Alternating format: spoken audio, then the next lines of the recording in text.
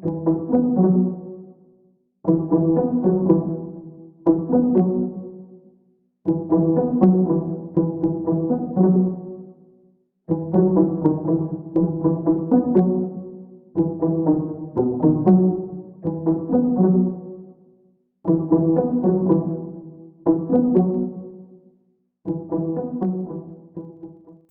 daholo androany isika dia ndao araha hiresaka ny vaovao malaza amin'izao fotoana izao tsy inona moa izany fa vaovao izay malaza sy miparitaka ao amin'ny Facebook ao ankehitriny ny raharaha izay nahavoahantso any Patrick Raharmanana izay voatazona eny amin'ny BC Anosy hatramin'izao.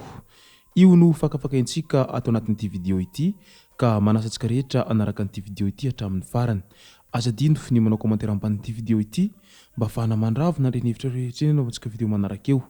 Tsarovy ny milike ny video antsika ary azadino toroka izany hatrany miabone amin'ny chaîne antsika mba afahanareo manaraka tsy tahapaka ny video izay lefa any amin'ny sisy matahotra gasy toy izao ny fanaovana azy. Tsy ampendrely isika fa avy hatrany tonga dia vavany ndao ary. Nalaza tato ato zay ny fiantsona sy ny fanadihadiana izay natao tamin'ireo manamboninahitra maromaro raha ho an'i Madagasikara izany.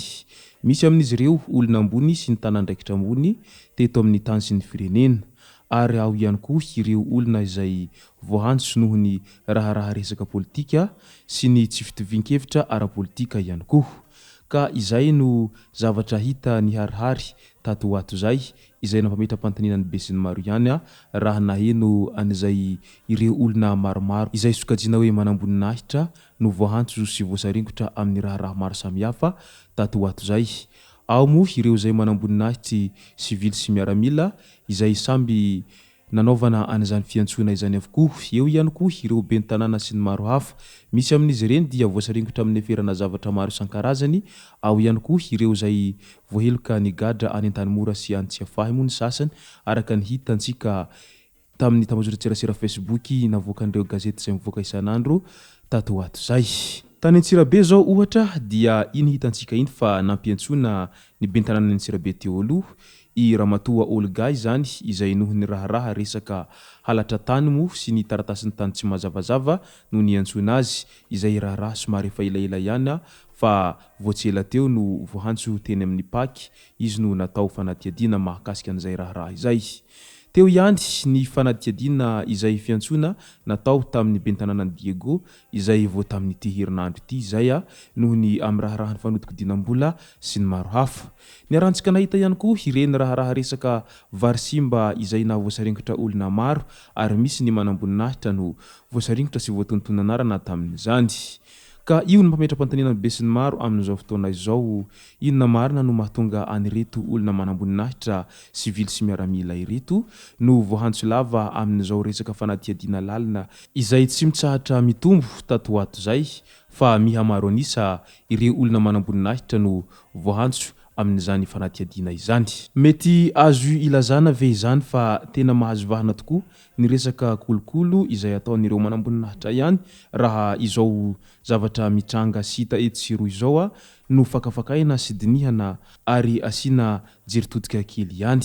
Ao anatin'izay fiantsona izay hatrany dia nisy ny manamboninahitra iray izay voahantso tamin'ity herinandro ity izany hoe notazomina eny amin'ny BC Anosy hatramin'izao Andriamatoa Patrick Raharmanana izay fantatsika tsara moa izany Patrick Raharmanana izany.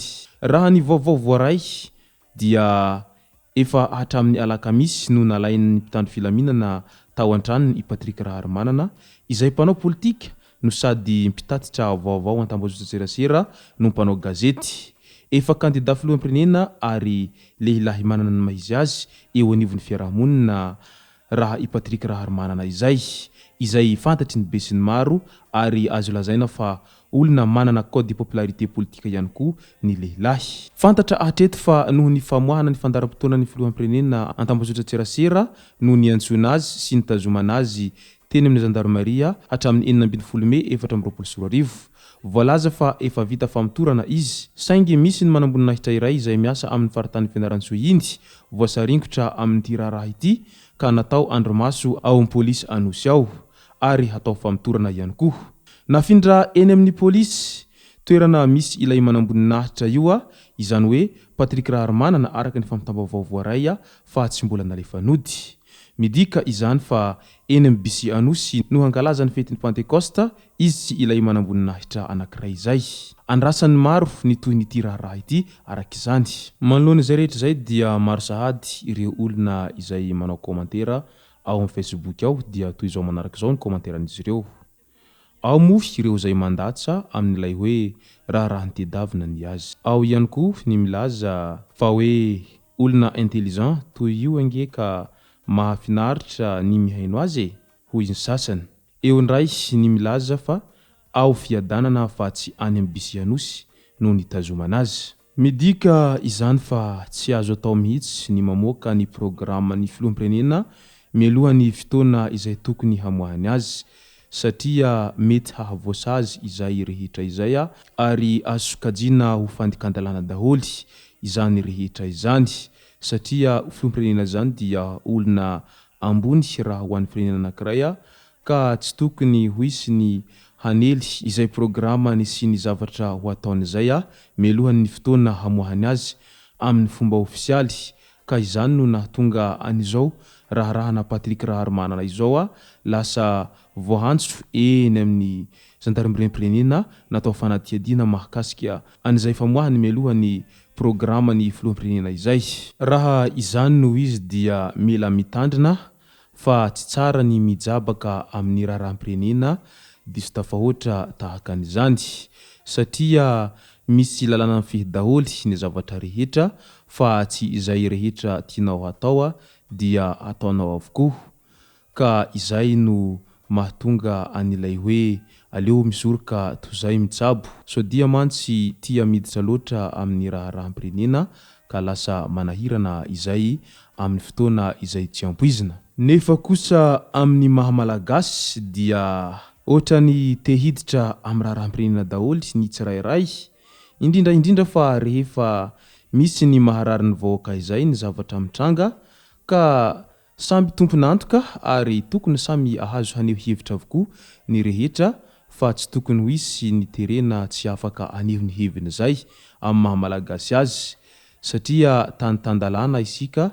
ary manaja ny rafitra ara-demokratika ihany koa izany hoe tokony avela hiteny malalaka ny rehetra ary samy afaka haneho ny heviny araka ny fomba fijeriny sy ny fahitany ny zava-misy sy ny zava-mitranga eto amin'ny tany sy ny firenena avokoa fa matetika ny zavatra tena misy dia tsy dia afaka maneho ny heviny loatra ny vahoaka noho n'izay tahotra amin'ny fanasaziana amin'ny resaka fanagadrana sy fiantsoana maro isan-karazany izay hany ka lasa aleon'ny vahoaka no tsy miteny toy izay hiteny nefa dia mety hiteradoza ho anao izay fitenenanao izay ary ny teny tsy voahevitra dia mety hampiditra anao amponja ao anatin'ny fotoana lavalava ka mety hanimba ny hoavinao sy izay fidiram-bola kelinao eny an-tokantranonao eny ao anatin'ny fotoana lava izany ka izay noho ny tahotra amin'izay resaka